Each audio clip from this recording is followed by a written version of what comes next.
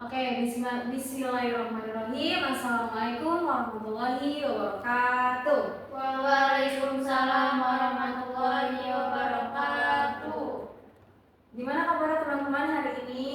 Alhamdulillah baik. Alhamdulillah. Mental gimana mental teman-teman?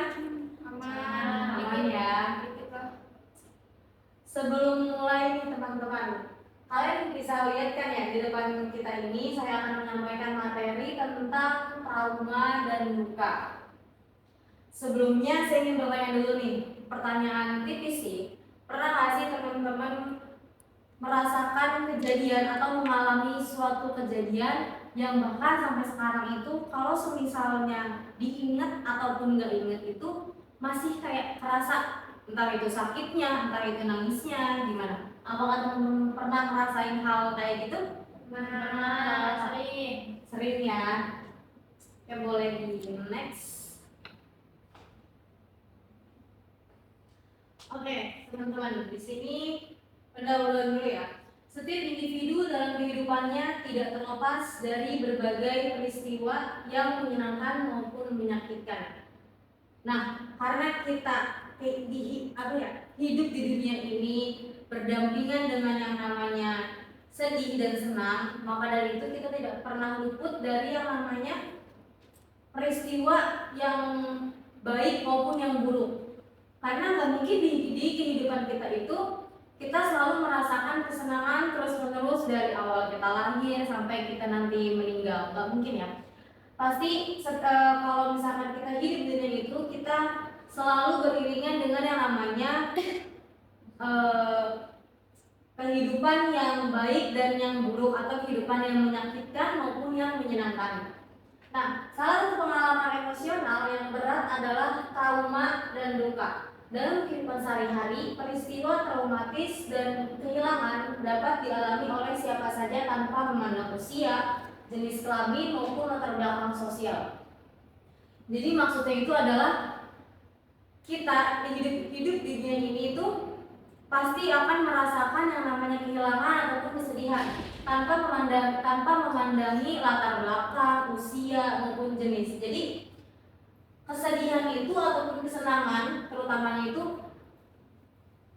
tidak akan mendatangi orang itu izin dulu, enggak teman-teman. Jadi dia itu kalau mau dapat kesenangan atau kesenangan itu ya langsung aja tanpa harus memandang usia kita. Misalkan kalau kita sakit, maka nggak mungkin kita harus nunggu tua dulu baru kita sakit. Bahkan yang baru lahir pun ada yang langsung sakit teman-teman. Nah, jika tidak ditangani dengan baik, trauma dapat berdampak pada kesehatan mental seseorang seperti munculnya kecemasan berlebihan, depresi, gangguan tidur, hingga kesulitan dalam menjalani aktivitas sehari-hari. Begitu pula dengan duka yang meskipun merupakan proses alami, dapat berkembang menjadi duka yang berkepanjangan apabila individu tidak mendapatkan dukungan sosial dan emosional yang memadai. Nah, teman-teman, hal buruk atau peristiwa yang tidak menyenangkan di sini itu kita membahas tentang trauma dan duka, dua hal yang berbeda tapi satu sama lain itu nyambung ya teman-teman. Kalau misalkan kita mengalami duka yang berkepanjangan, otomatis kita juga akan merasakan trauma yang sangat mendalam. Begitu pun sebaliknya. Oke teman-teman, karena tadi kita membahas tentang trauma dan duka, jadi trauma itu dapat berdampak pada kesehatan mental seorang seperti muncul kecemasan berlebihan, depresi, gangguan tidur, hingga kesulitan dalam menjalani aktivitas sehari-hari. Jadi semisalnya kita menghadapi suatu kejadian yang sangat sedih atau yang sangat membuat hati kita atau batin kita itu sakit, kalau semisalnya trauma itu nggak kita tangani dengan baik, itu tuh bakal ngaruh ke psikologis kita teman-teman, yaitu seperti depresi, gangguan tidur, bahkan kalau untuk menjalani aktivitas kita sehari-hari pun kita itu nggak bakal fokus. Oke, next. Oke, kita lanjut ke pengertian trauma. Trauma merupakan kondisi psikologis yang muncul sebagai akibat dari pengalaman individu terhadap peristiwa yang menimbulkan tekanan emosional yang sangat kuat sehingga melampaui kemampuan individu dalam mengatasinya.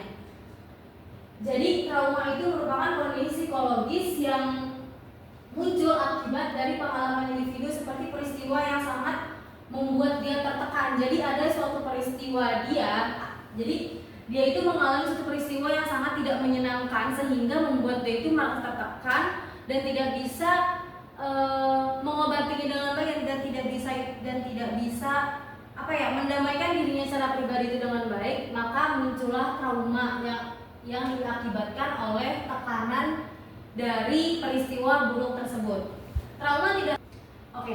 Trauma tidak hanya berkaitan dengan kejadian fisik yang berbahaya, tetapi juga pengalaman emosional yang meninggalkan luka batin mendalam dan berdampak pada kesejahteraan mental seorang. Jadi trauma itu bukan semata-mata karena kita mengalami, misalkan kita jatuh dari motor, itu bisa jadi trauma, tetapi trauma juga bisa berdampak pada kesejahteraan mental. Jadi semisal nih kita, contohnya itu jatuh dari motor, kita itu pasti mengalami luka fisik, tetapi kita juga pasti ada mengalami rasanya trauma, entah itu trauma saat mengendarai motor atau trauma saat kita dibonceng oleh orang. Nah, jadi hal yang membuat kita berbahaya itu atau hal-hal yang membuat kita tidak menyenangkan itu bisa jadi itu.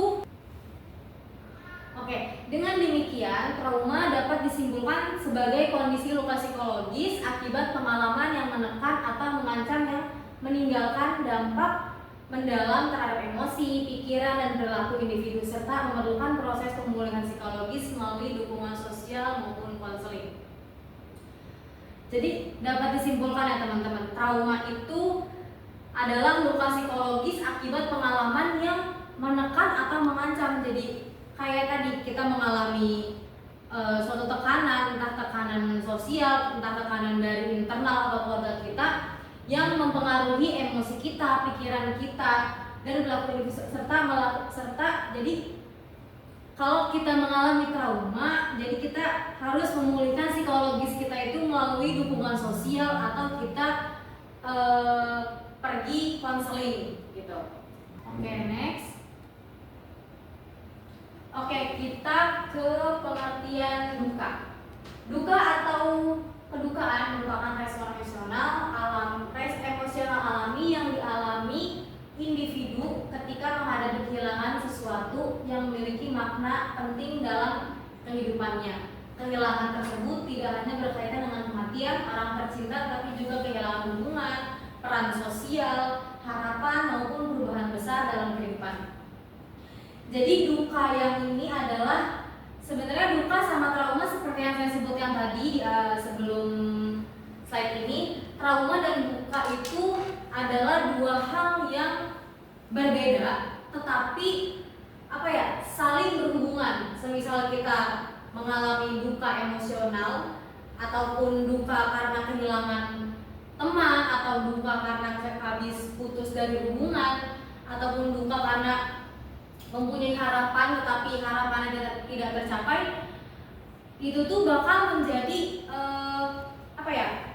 trauma yang besar atau menjadi trauma dalam diri kita kalau semisal duka yang kita alami itu tidak hilang secara pelan-pelan, tetapi malah menjadi duka yang sangat besar, akibatnya itu menjadi trauma ya teman-teman. Selanjutnya ada penyebab trauma. Yang pertama ada kekerasan fisik, psikologis, dan seksual.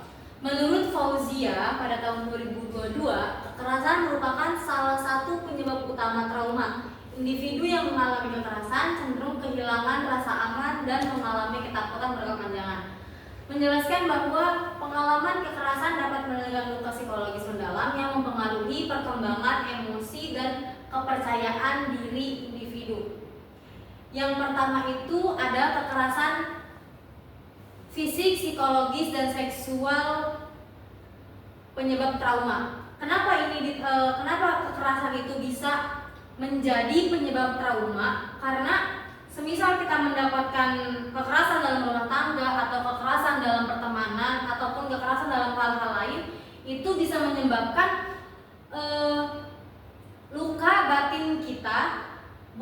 Yang kita dapatkan bukan hanya kekerasan di fisik saja teman-teman, tapi kita juga mendapatkan luka di batin kita, yang dimana luka batin itu bisa menyebabkan atau yang bisa dinamakan dengan trauma. Nah, yang kedua itu ada kehilangan orang tercinta secara mendadak. Kematian atau perpisahan yang terjadi secara tiba-tiba dapat menimbulkan shock emosional yang kuat sehingga individu mengalami trauma, terutama ketika tidak memiliki kesiapan psikologis menghadapi kehilangan tersebut.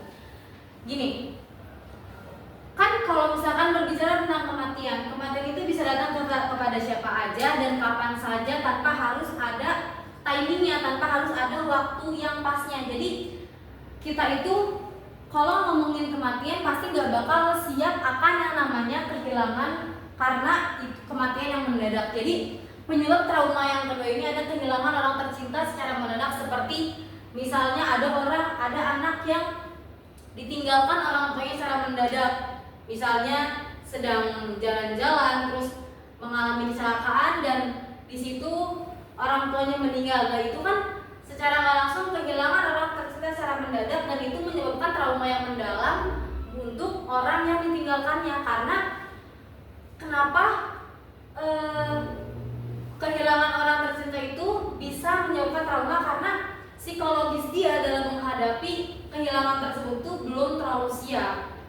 Dan yang ketiga itu ada peristiwa bencana dan kejadian yang mengancam. Bencana alam, kecelakaan, pandemi, maupun situasi darurat lainnya dapat menyebabkan trauma karena individu merasakan ancaman terhadap keselamatan dirinya. Situasi tersebut sering memunculkan rasa takut, panik, serta kecemasan yang berkepanjangan.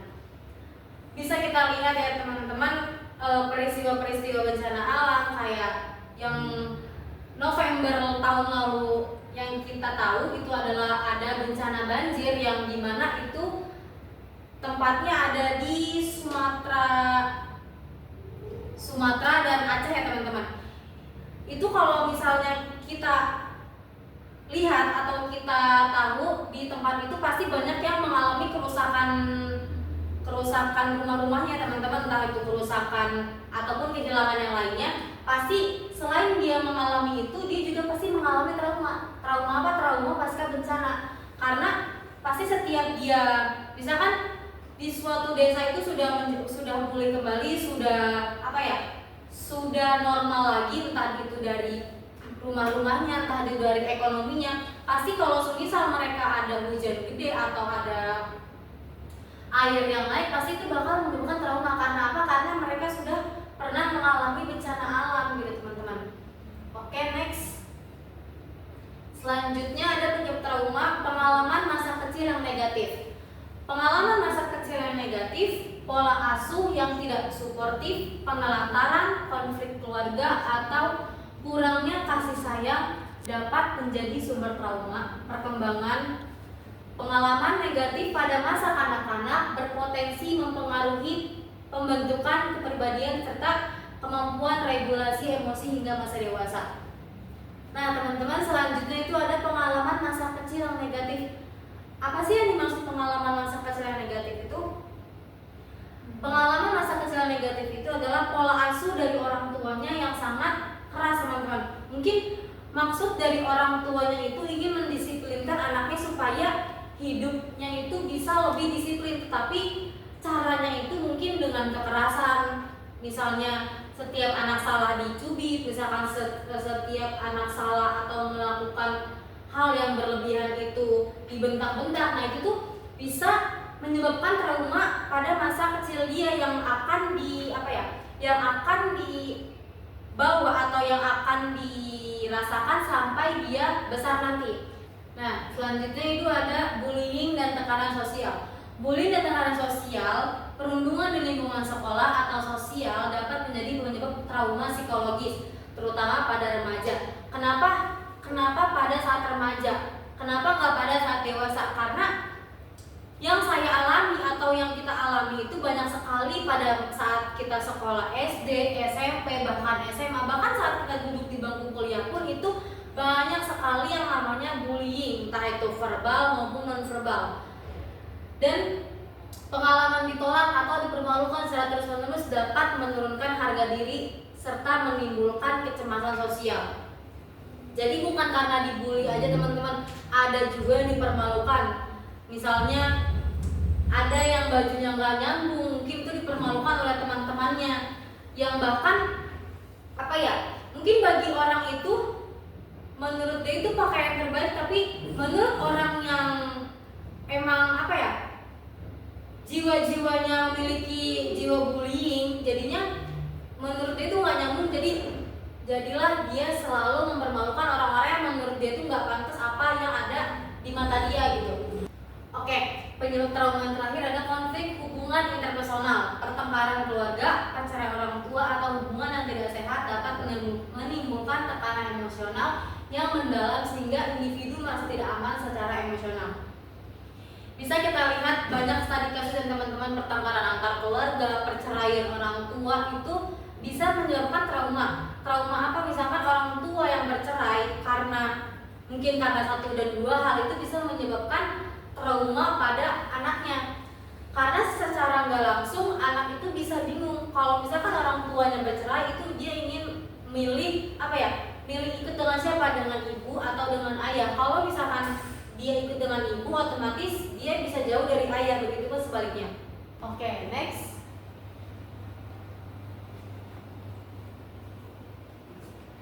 Oke, selanjutnya ada penyebab duka.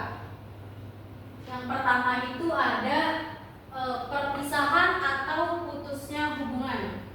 Berakhirnya hubungan, pertemanan maupun hubungan romantis dapat menimbulkan reaksi duka karena individu kehilangan kedekatan emosional serta harapan masa depan bersama.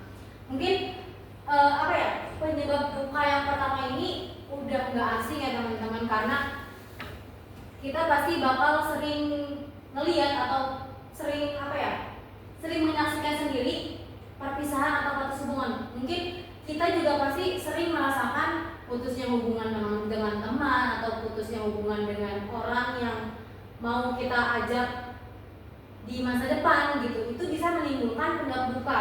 Nah, yang kedua ada kehilangan harapan dan impian. Kegagalan mencapai tujuan hidup atau keharapan masa depan juga dapat memicu duka psikologis karena individu merasa kehilangan arah dan makna hidup.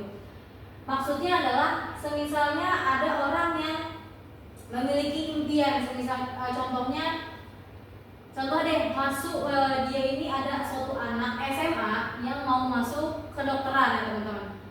Mungkin dia sudah giat dalam belajar, giat dalam les dan segala macam, tapi pas dia ujian untuk memasuki universitasnya, tiba-tiba dia nggak terima dalam kampus itu atau dalam jurusan itu. Nah, jadilah dia kehilangan harapan dan impian karena dia tidak bisa mendapatkan apa yang diharapkan untuk masa depannya nanti. Yang ketiga ada kurangnya dukungan emosional. Proses kehilangan menjadi lebih berat ketika individu tidak memperoleh empati dan dukungan dari lingkungan sosial sehingga kesedihan berlangsung lebih lama. Nah, kurangnya dukungan emosional ini banyaknya terdapat pada suatu keluarga yang kurangnya komunikasi atau keharmonisan dalam keluarga. Maka dari itu kurangnya dukungan emosional itu bisa menyebabkan duka. Nah, kalau misalkan dukanya berkepanjangan dan dukanya itu secara terus menerus bisa menjadikan trauma yang sangat mendalam. Oke, next.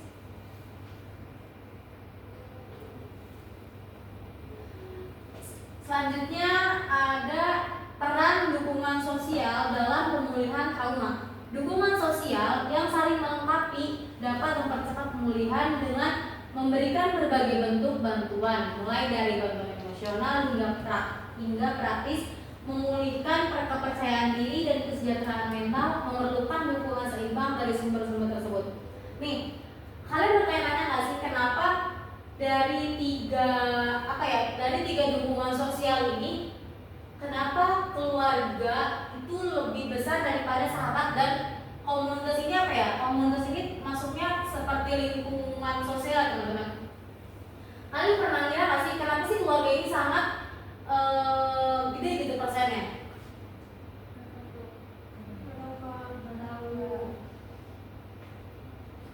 Mungkin dalam individu berbeda-beda. Dukungan sosialnya, kalau misalkan satu anak itu mungkin memerlukan dukungan sosial untuk pemulihan traumanya itu mungkin bisa dari keluarganya, kayak dukungan keluarganya itu seperti diajak berbicara atau diajak komunikasi untuk memulihkan traumanya.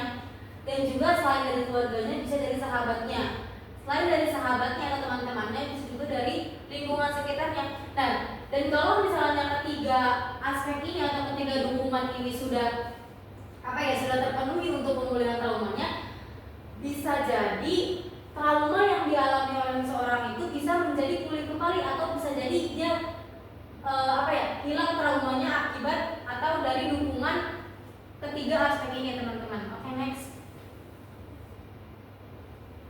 Oke, selanjutnya ada gejala dan dampak trauma. Trauma memiliki gejala yang dapat terlihat dari emosi, pikiran, fisik, dan perilaku seorang. Secara emosional, individu yang mengalami trauma biasanya merasa cemas, takut berlebihan, mudah marah, atau tidak merasa aman. Nah, dari segi pikiran sering muncul overthinking, sulit fokus, dan ingatan yang terus kembali pada kejadian traumatis.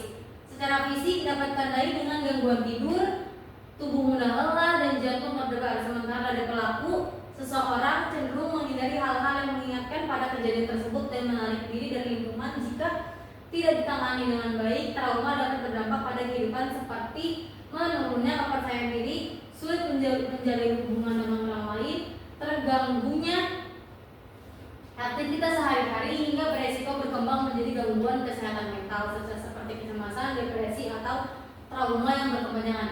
Nah, dari gejala dan dampak dan dampak trauma itu memiliki gejala dari emosi, yaitu emosi, pikiran, fisik, dan perilaku seorang. Secara emosional, misalkan individu itu mengalami trauma yang sangat mendalam, biasanya itu akan merasakan cemas yang berlebihan atau takut yang berlebihan, terus juga bisa mudah marah. Jadi kalau semisalnya orang yang mengalami trauma itu identiknya dengan dia yang sering merasakan emosi itu yang yang menggebu-gebu, terusnya juga mudah marah atau tidak merasa aman. Nah, misalkan dari segi pikiran dia itu sering merasa overthinking atau merasa kalau misalkan diri saya ini tuh nggak layak gitu buat siapapun. Terus juga bisa secara fisik dapat tandai dengan gangguan tidur, mudah lelah. Jadi orang yang sering mengalami trauma itu berdampak dengan tubuhnya mudah lelah, fisiknya yang sering lelah, dan juga untuk tidurnya itu jam-jam tidur itu sangat berantakan. Sementara dari pelaku seorang cenderung menghindari hal-hal yang mengingatkan pada kejadian tersebut dan menarik diri dari lingkungan. Jadi kalau orang yang sedang mengalami trauma itu bisa berdampak atau bisa ditandakan dengan gejala perilakunya itu, misalkan dia menarik diri dari lingkungan sosialnya, ataupun dia tidak mau mengingat-ingat hal-hal yang berkaitan dengan hal yang sudah menjadi traumanya itu. Oke, next. Selanjutnya ada gejala dan dampak duka. Duka adalah reaksi alami saat seorang mengalami kehilangan yang tidak hanya berupa rasa sedih, tetapi juga mempengaruhi emosi, pikiran, fisik, dan perilaku. Orang yang berduka bisa merasa sangat sedih, kosong, atau marah, sulit fokus, sering melamun, mengalami gangguan tidur, perubahan nafsu makan, serta cenderung menarik diri dari lingkungan. Jika tidak diproses dengan baik, duka dapat berdampak pada kehidupan seperti kesedihan berkepanjangan, menurunnya aktivitas sehari-hari, menjauhi dari orang lain, hingga beresiko berkembang menjadi gangguan kesehatan mental seperti depresi dan kecemasan. Jadi yang tadi disebutkan itu adalah gejala dan dampaknya dari duka. Duka itu kan reaksi alami saat kita mengalami kehilangan atau mengalami kehilangan sesuatu atau kehilangan seorang dalam kehidupan kita. Kehilangannya itu secara mendadak ya teman-teman. Jadi orang yang berduka bisa merasa sangat sedih. Jadi kalau orang yang berduka itu bisa ditandai dengan dia sangat sedih, dia sangat merasa pikirannya kosong, mengalami gangguan tidur, sering melamun. Itu bisa ditandakan atau bisa dicirikan dengan kalau misal itu dia sedang mengalami duka. Kalau semisal dukanya itu tidak di tidak diproses dengan baik, jadi itu bisa menjadi berdampak ke kesehatan mental seperti depresi dan kecemasan. Jadi alangkah baiknya kalau misalnya orang terdekat kita mengalami duka yang sangat mendalam atau duka karena kehilangan orang yang tersayang, pasti dia mengalami kesedihan yang sangat mendalam, tapi alangkah baiknya kita juga bisa memproses atau membantu dia untuk melangkah untuk tidak untuk tidak stuck di tempat yang dia sedang mengalami kehilangan itu, teman-teman, agar kesehatan mentalnya itu bisa terjaga. Oke, next. Gangguan kesehatan mental yang disebabkan oleh trauma dan duka. Trauma psikologis merupakan kondisi yang dapat dialami oleh individu ketika terpapar pada peristiwa yang mengancam keselamatan, menimbulkan rasa takut yang intens serta melampaui kemampuan individu dalam mengelola stres. Trauma tidak hanya dialami oleh korban langsung dari suatu peristiwa kekerasan, tapi juga dapat dialami oleh individu yang menyaksikan peristiwa tersebut secara tidak langsung. Jadi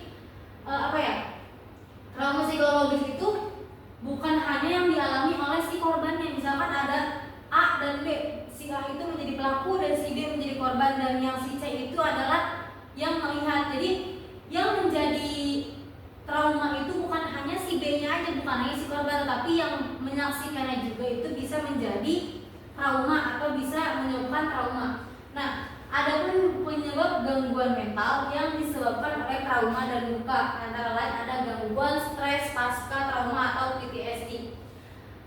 Contoh dari PTSD ini ada pelecehan seksual. Jadi dia mengalami pelecehan seksual dan after dia mengalami pelecehan seksual itu pasti dia mengalami gangguan stres pasca traumanya.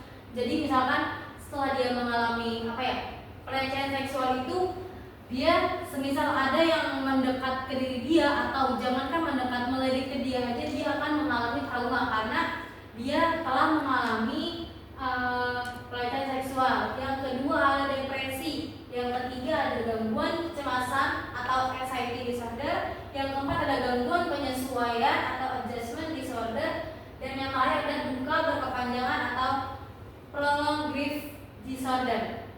Nah, jadi dari kelima ini itu adalah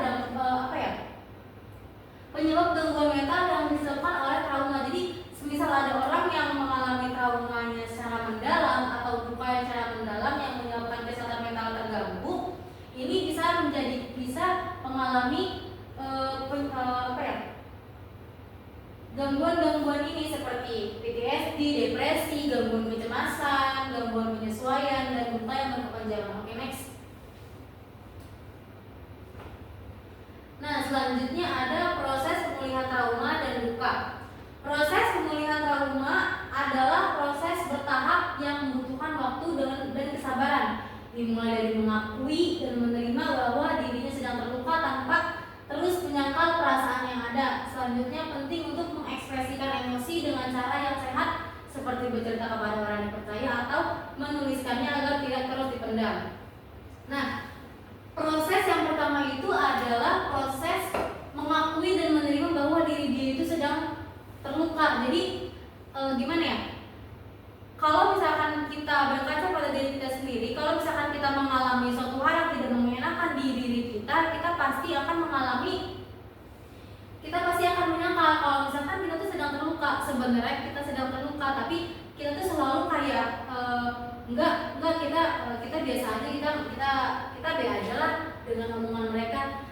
Yang sebenarnya yang ada di hati kecil kita tuh terluka oleh omongan mereka. Jadi alangkah baiknya kalau semisalnya proses pemulihan trauma itu bisa kita lakukan dengan mengakui dan menerima bahwa diri kita itu sedang terluka. Jadi akuin dulu nih diri kita kalau misalkan kita itu sedang terluka. Baru setelah itu kita bisa bercerita kepada orang terdekat kita atau bisa bercerita kepada orang yang kita percayai, supaya hal yang kita rasakan saat kita mengalami trauma itu bisa dibagikan oleh orang dan orang itu bisa mengasih saran atau mengasih pesan ke kita. Nah, individu juga perlu belajar memahami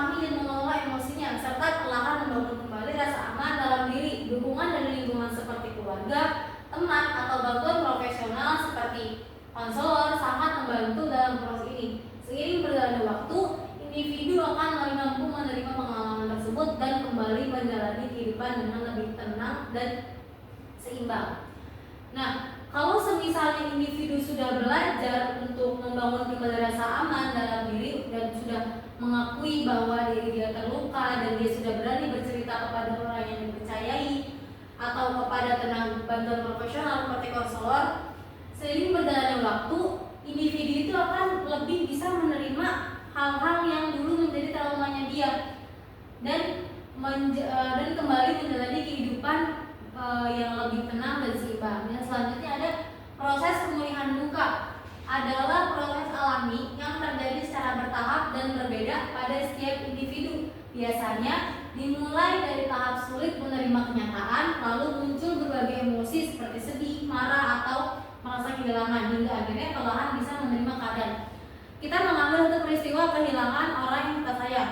Mungkin awal-awal kita merasakan sedih yang mendalam, kita nggak mau makan, kita nggak mau tidur, bahkan kita nggak mau melakukan apapun.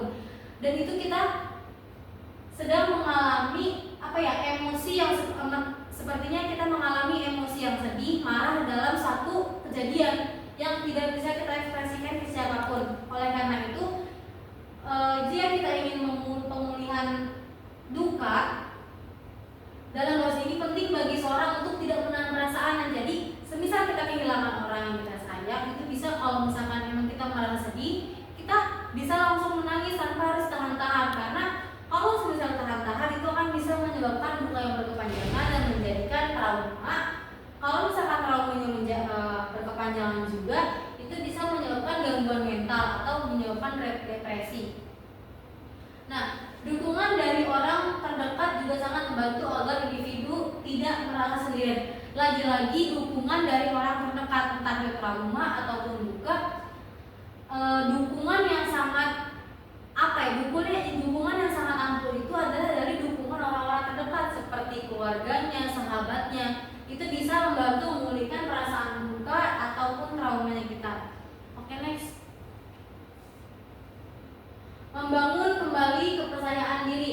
Setelah mengalami trauma dan duka, ini adalah proses bertahap yang membutuhkan waktu dan dukungan untuk membangun kembali kepercayaan diri, menerima diri sendiri, dan memahami bahwa proses pemulihan adalah perjalanan unik bagi setiap orang adalah titik awalnya. Individu dapat merasa dihargai dan mendapatkan kembali kendali atas hidupnya melalui dukungan dari keluarga, teman, atau terapi. Semisal kita sudah melakukan pemulihan duka ataupun trauma, ini jadi setelah kita mengalami pemulihan itu, trauma dan duka, ini adalah proses bertahap yang membutuhkan waktu dan dukungan untuk membangun kembali kepercayaan diri. Jadi dari proses itu kan kita membutuhkan tahapan, membutuhkan waktu agar kita bisa menerima diri sendiri untuk berdamai dengan diri kita sendiri dan untuk menghilangkan rasa trauma dan duka. Nah, jika kita sudah menjadi ke titik awal, sudah kembali ke titik awal kita, yang dimana trauma dan duka itu kita sudah hilang, individu dapat dihargai dan mendapatkan kembali kendali atas hidupnya. Jadi semisal duka dan trauma kita itu sudah hilang, kita bisa nih mendapatkan kendali diri kita sendiri. Jadi kita bisa mengendalikan diri kita supaya tidak lagi menjadikan traumanya itu ada terus menerus. Oke, next. Nah, mungkin ada sedikit kata-kata tidak apa-apa untuk merasa sedih, karena dari situlah kita belajar menerima dan bertahan. Jadi seperti yang tadi saya katakan, kalau misalkan kita sedang merasakan duka ataupun sedang merasakan kesedihan, nggak apa-apa kita sedih, karena dari situ tuh kita bisa belajar menerima dan bertahan. Jadi nggak semuanya kesedihan itu bahkan akan terus-menerus bakal sedih, enggak. Tapi di dalam suatu kesedihan itu kita bakal menerima nih, kita bakal belajar. Di situ kita bakal belajar akan menerima dan bertahan. Oke, next, mungkin cukup sekian dari saya yang bisa saya sampaikan. Kurang dan lebihnya mohon maaf. Wassalamualaikum